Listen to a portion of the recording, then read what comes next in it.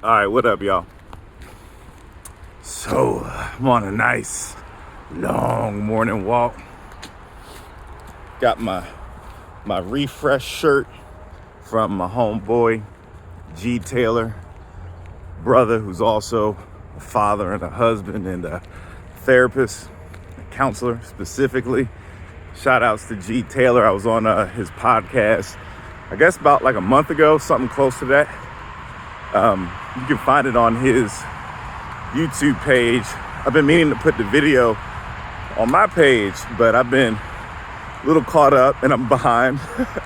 But that brother has some great content. He put a book out about this whole concept he has called Refresh, and this is some of his merch right here.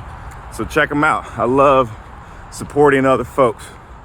I love seeing folks out here doing the work, trying to reach communities that don't get the attention that they should, right? They get other kinds of attention.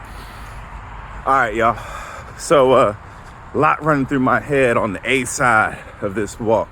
I'm doing a long walk this morning. I need a long walk. This isn't anything bad. Something I was thinking about is this whole idea of assessment.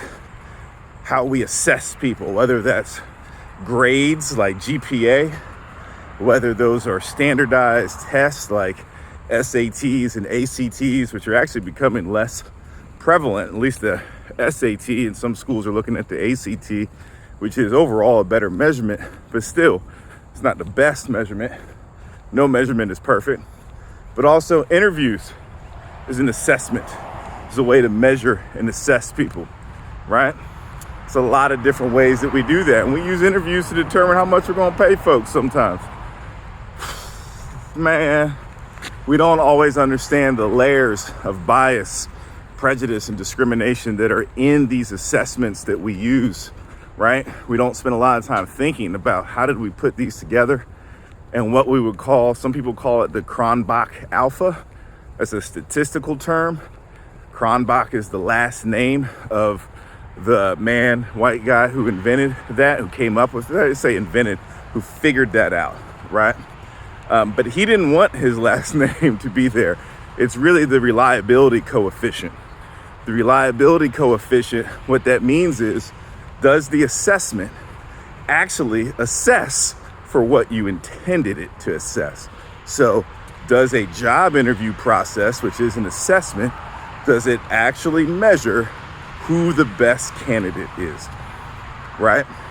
What are grades? What is a GPA? What does that really measure? A lot of recruiters and employers, like recruiters who work for employers, they use GPA as one way to screen candidates, right?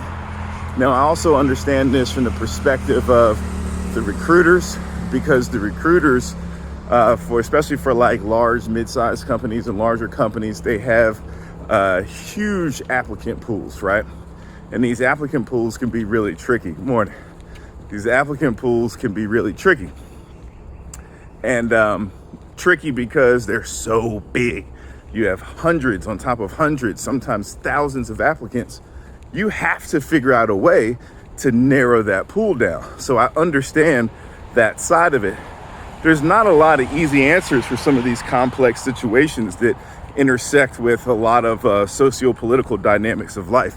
Socio-political things like race, class, and gender, and other stuff along those lines, including ability and neurodivergence and stuff too. So let's start with GPA. What does GPA measure? Okay, a GPA is a reflection of your cumulative grade as an average score. It's a way to track like how you're doing overall in your coursework, right? It can be cumulative, whether throughout your whole time in your academic pursuit, or it can only look at that semester or only that academic year. You can split it up however you want. We tend to think having a high GPA means someone is really intelligent. But does it? Is that really an assessment of intelligence? Is it really an assessment of ability? Y'all want to know what my undergrad GPA was? Ooh, you ready? Drum roll. My cumulative undergrad GPA important distinction. My cumulative undergrad GPA, 2.26.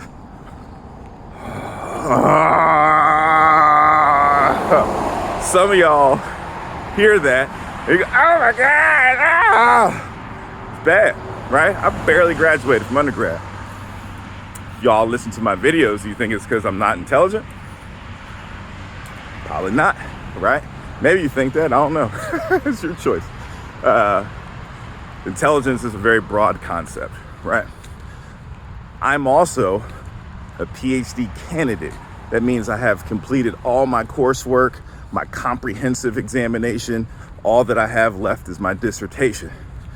I'm getting that from the same university I barely graduated from undergrad. I'm also a lot older. I'm also better able to manage myself. I understand how my brain works for the most part. I understand how to put coping mechanisms and strategies at place that allow me to do my best work. How to advocate for myself without just coming off angry and yelling at folks or just being frustrated, right? Or just advocating in general. Oh my gosh, man, there's like 3 spots on this trail where these mayflies like to attack me. That's one of them. I almost smacked my glasses off, man. Oh my gosh, man. You wonder why I wear these glasses all the time. These are prescription, y'all. Y'all might think I'm trying to be cool, but I have an astigmatism and the sunlight is really bright in the mornings and these are prescriptions. So I kind of need these. They do look cool though. I love some Ray-Bans. Anyway, does that assessment really measure what we think it's supposed to measure? Really, it doesn't, right? That grade point average is really a sign of how well I'm able to navigate that academic system. Am I using my resources? Do I have resources that I'm able to use? Are they accessible for me? Are they designed for me? Like, what's the ease of use? This is what we call privilege, right? Because most of these resources are designed for the statistical majority in the US. Y'all, there's roughly 67% of the 350 million plus people who are in the US are from a white background. That doesn't even include like Hispanic, ethnic origins, but white, right? That's just like white folks, white European folks. It's approximately 67%. It's 240 million plus people, right? Of course it's designed for you. I don't know why that makes people upset. It's just a statistical reality, right? White folks came and colonized this land and designed a system that benefited them. That's not really that hard to understand, y'all. Sometimes the most simple logic is the most accurate, right? So all I'm saying in this one is assessment, that reliability coefficient, right? Does that thing that you're using for an assessment, does it actually measure what you are assessing for? This is a lot of the work I do in consulting, where I help organizations and businesses create assessments, interview processes, performance evaluations, other types of assessments that are more on par with what they are actually trying to measure, what they are trying to assess, instead of just a combination of biases, which is really what most interview processes are, performance evaluations. Even when you think that you have made it objective, there's no such thing as true objectivity. Maybe I'll talk more about that later. All right, I'm gonna talk more about this, but I'm gonna cut this video because we're like at the 9-minute mark. And I got some other thoughts around assessments and GPAs and interviews that are brewing in my head after saying that part. Because the other part is I work with clients in my mental health and career practice who are negatively affected by the biases, the barriers, the obstacles, the discriminatory practices, whether intentional or unintentional. And honestly, a lot of times it's unintentional that they experience. It limits them. It pushes them out of roles.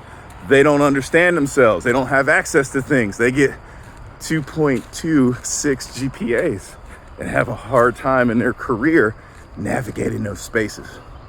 Those are the other people I work with. That'll be the next video. Still on the A side of this walk. Woo, this might turn into a 6 miler today, y'all. All right, keep walking.